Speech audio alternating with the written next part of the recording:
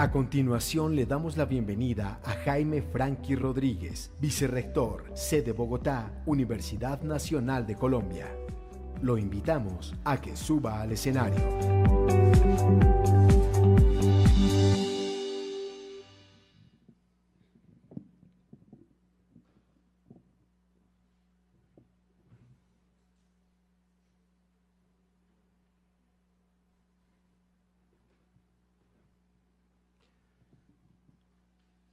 Buenos días, permítanme empezar por el final, dando las gracias. Tuve este interés cuando encontré hace un par de días el número de inscritos o el número de preinscritos a este foro. La receptividad que tuvo, la invitación que hicimos desde la Universidad Nacional, desde la sede de Bogotá de la Universidad Nacional y el Diario de la República, me hizo pensar que ya valía la pena haber hecho ese esfuerzo. Por eso quiero darles gracias por su asistencia y quiero decirles que ya nos parece que vale la pena seguir avanzando en esto de tomarnos mucho más en serio la cuarta revolución industrial, que es a lo que le apuntamos realmente. La cuarta revolución industrial no puede seguirse viendo únicamente como algo que está pasando, como algo que está sucediendo, sino realmente como algo que nos va a tocar profundamente en el país y a cada uno individualmente. Por supuesto, el foro no tiene la pretensión de dar muchas respuestas. Yo quisiera ser honesto en ese sentido, quiero que empecemos a formularnos las preguntas adecuadas.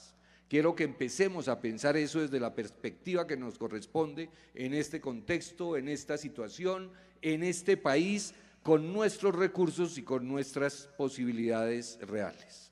No hacerlo nos puede dejar marginados de las bondades que pueda tener asistir a una cuarta revolución industrial.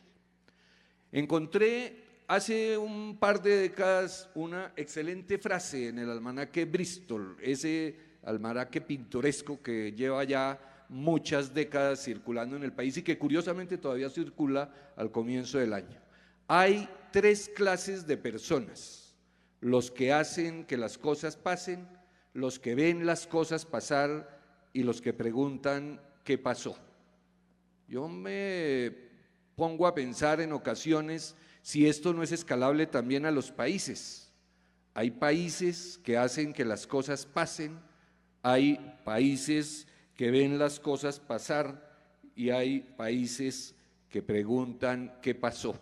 Y aquí formularía yo entonces el primer interrogante para el auditorio y, ¿por qué no?, para nuestra sociedad.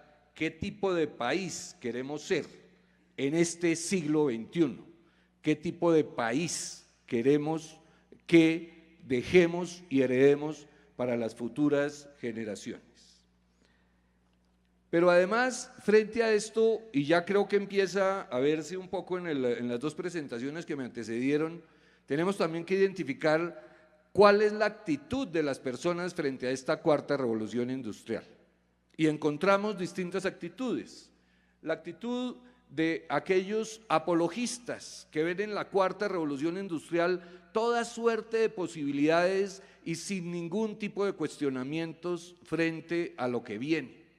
Para ellos, yo les diría, puede haber algunos en el auditorio, hay que tener cuidado, hay que ser cautos, no podemos entregarnos sin una revisión o una asimilación crítica de lo que está por venir y de lo que está sucediendo. Hay los apocalípticos que dicen las empresas que no se ajusten, que no entren en el nuevo Big Data y en la producción remota, etcétera, etcétera, desaparecerán. Lamento decirles, apocalípticos, que eso no sucederá. Ya lo decía el primer expositor, en el país todavía convivimos con modos de producción preindustriales, convivimos con modos de producción industriales y sobreviven pese a todo. Muchísimas gracias. Sobreviven pese a todo, de tal manera que tenemos que balancear estas posturas frente a lo que sucede en la cuarta revolución industrial. Me preocupan también los escépticos, los que dicen eso no está pasando, eso no nos va a afectar, Eso no va a suceder más de lo que ha sucedido normalmente desde los 1700 empezamos a cambiar los modos de producción y a cambiar la organización del mundo, porque es que las revoluciones no cambian únicamente lo que sucede al interior de la fábrica o al interior de la producción, sino cambian lo que nosotros somos, lo que nosotros hacemos, cómo nos movemos, cómo nos relacionamos e incluso cómo vivimos cotidianamente. Y frente a los diferentes, enorme preocupación. Hay que despertar un poco para ver qué es lo que va a suceder con la cuarta revolución industrial.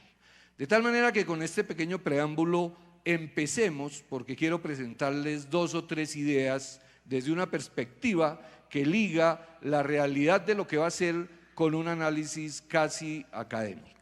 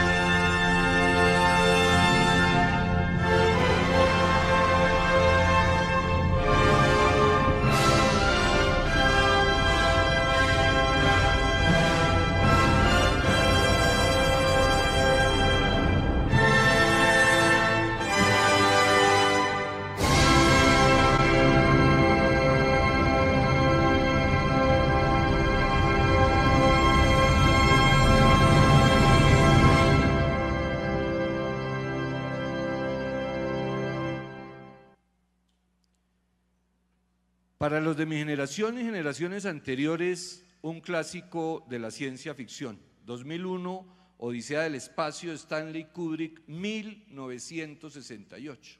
¿Por qué lo traigo a colación? 2 situaciones que me parecen particularmente interesantes.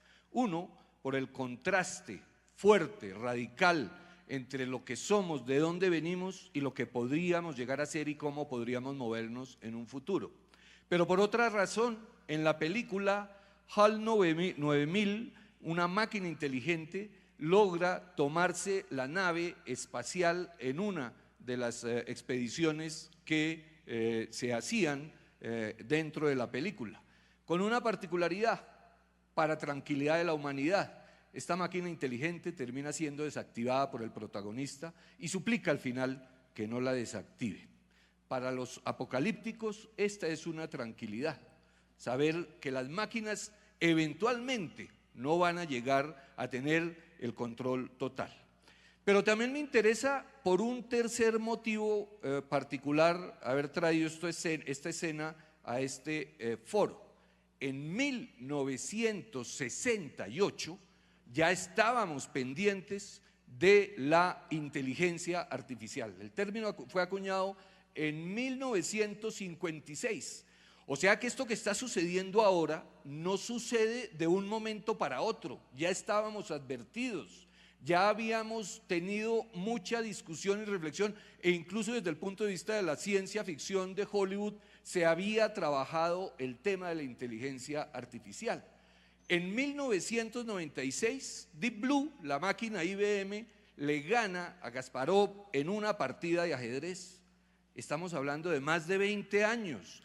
Y aún queremos en algunos escenarios pensar que esto de la inteligencia artificial es nuevo, que surge de un momento para otro.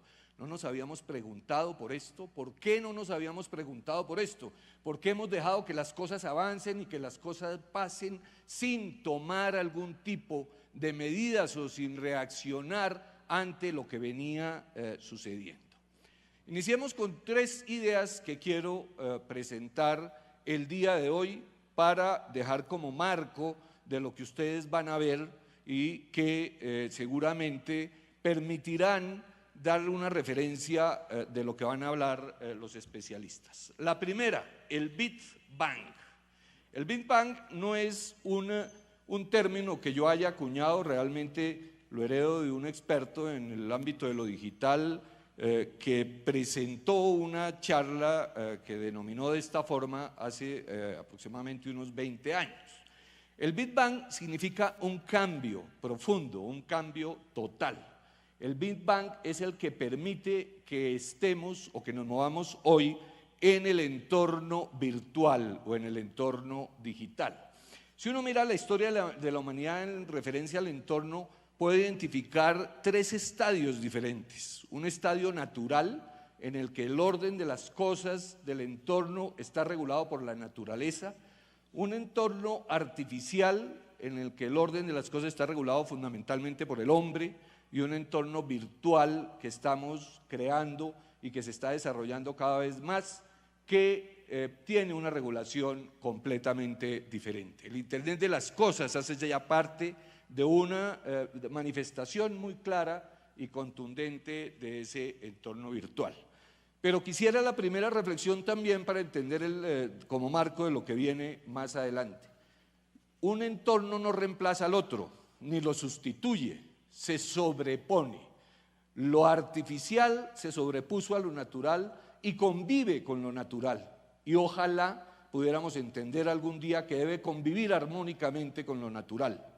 Y lo virtual no reemplaza lo artificial y lo natural. Se sobrepone, se acumulan, conviven los 3. Y eso es lo que deberíamos empezar a entender en el marco de estos avances tecnológicos cuya discusión nos ocupan hoy. Porque obviamente estos avances cada vez son más acelerados, cada vez son más amplios, y una particularidad que quisiera dejar sentada desde ahora: cada vez son más integrados, cada vez se articulan y convergen los distintos campos de desarrollos tecnológicos de tal manera que generan una aceleración incluso mayor que la de siempre. Ya se mencionó cómo están las 4 revoluciones que han sido identificadas históricamente. Aquí quisiera hacer una confesión: yo no creo mucho en que exista una 4ª revolución industrial. En realidad ha habido 2 grandes revoluciones. La primera, que pasa del trabajo manual a la mecanización y a la automatización, que fue considerada esta última como la segunda, y la segunda, que es la revolución del conocimiento. Esta 4ª es una profundización enorme de esa revolución del conocimiento. Sin embargo, como el Foro Económico ya mencionó una 4ª revolución industrial y Klaus Schwab lo identificó así para el mundo, no vamos a entrar en una controversia de esa naturaleza. Pero lo que es importante es que esta 4ª revolución industrial, en términos también de Klaus Schwab, no cambia lo que hacemos, va a cambiar lo que somos. Y eso es lo que marca una enorme diferencia con las revoluciones industriales anteriores. En algunos de los ejemplos que voy a poner más adelante o en los comentarios que haré más adelante, seguramente voy a ratificar ese planteamiento de Schwab. Pero además es una combinación. Hay elementos de carácter digital, hay elementos de carácter físico, hay modificaciones en lo físico, hay modificaciones en lo biológico que se reúnen en esta 4ª revolución industrial. No la podemos explicar desde una única perspectiva, no la podemos comprender desde una única perspectiva. Tenemos que adoptar múltiples puntos de vista, múltiples formas de aproximación para entender esta 4ª revolución industrial. Y aquí pasaría a la segunda idea. La revolución industrial es mucho más que digital. No es solo el universo digital, no es solo la producción digital, no es solo el Internet de las cosas al interior de la fábrica o al interior de la vida cotidiana, es muchísimo más que digital. Y oh sorpresa, nace en el marco de las sociedades del conocimiento, porque el motor de la 4ª revolución industrial es el conocimiento, es la producción de conocimiento, es la puesta en circulación social del conocimiento. Sin el conocimiento como motor central de la 4ª revolución industrial, no podríamos tener una 4ª revolución industrial.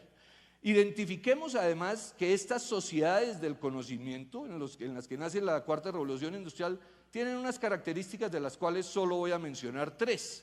Una producción enorme de información, una circulación, unos altísimos flujos de circulación de información, unas economías basadas en conocimiento. economías fundadas en conocimiento y una innovación intensiva. 3 aspectos muy característicos de esta sociedad del conocimiento que produce, en la cual se acuna esta 4ª revolución industrial. Por eso el centro de nuestra preocupación debería ser el conocimiento, no los resultados de su aplicación. Si queremos hacernos preguntas claves, preguntémonos por cómo generamos conocimiento, cómo lo ponemos a circular, cómo lo articulamos, cómo lo integramos. Vale la pena poner al conocimiento en el centro, entre otras cosas, ¿por qué? Porque luego de una revolución agrícola el poder pudo estar en la tierra y las grandes disputas de la humanidad se dieron en torno a la posesión de la tierra. Después de esta revolución agrícola, entrada ya incluso las primeras revoluciones industriales, el poder estuvo mucho más centrado en el capital y las grandes disputas pudieron darse en torno a este tipo de manifestación, a esta producción de la humanidad como lo es el capital. Hoy en día el centro del poder es el conocimiento. Yo decía anecdóticamente, incluso para aquellos que quieren ver la revolución industrial desde la perspectiva únicamente de la producción, que hemos hablado hasta hoy a partir de las revoluciones industriales, cuando hablamos de la potencia de las máquinas, en caballos de fuerza. A futuro podremos hablar de cerebros de fuerza. ¿Qué es lo que mueve realmente la economía y qué es lo que está moviendo las economías? En último lugar, quisiera hablar de la modernidad líquida, para los minutos que me quedan. La modernidad líquida es producto de esto que estamos viviendo, de los grandes avances tecnológicos, y por supuesto es una profundización de las apuestas de la modernidad. La modernidad líquida, el término lo acuña Bauman al comienzo de siglo, pero es también un avance muy significativo del trabajo que en los desarrollos tecnológicos podemos tener. Y es que lo líquido no se fija, lo líquido no pertenece necesariamente al espacio, lo líquido es mutable, no tiene forma, y eso es lo que nos está pasando socialmente. Este mundo líquido en el que vivimos es un mundo en constante transformación y en constante adaptación. Baste anotar, por ejemplo, la percepción que tenemos de las redes sociales. Cuando aparecen las redes sociales, nadie pensó realmente que podrían coger tal fuerza y salir del ambiente universitario. Después de la primavera árabe y de los movimientos que se fundaron o que se gestionaron a partir de redes sociales, se pensó que las redes sociales eran el elemento democratizador por excelencia, y el mundo después de esto vio en las redes sociales una opción enorme. Después del Brexit, de Trump e incluso del plebiscito en Colombia, las redes sociales son cuestionadas, deben ser revisadas, hay que empezar a regularlas, etcétera, etcétera. Todo esto en menos de 2 décadas. Todo esto cambia, todo esto se siente de una manera diferente en cada momento. La 4ª revolución industrial, entonces, es producto de un Big Bang, porque lo digital, hay que reconocerlo, de todas maneras lo atraviesa todo, pero está fundada en el conocimiento, es mucho más que lo digital, y ha hecho un mundo líquido que exige una adaptación constante y permanente, y eso, estimados, nos cuesta trabajo. Hay que movernos, como decimos coloquialmente, hay que cambiar el chip, porque lo que viene exige otro tipo de actitud, otro modo de organizarnos y otro modo de enfrentarnos. Si comencé por el fin, quiero finalizar por el comienzo. Bienvenidos. Me parece que esta es una discusión excepcional.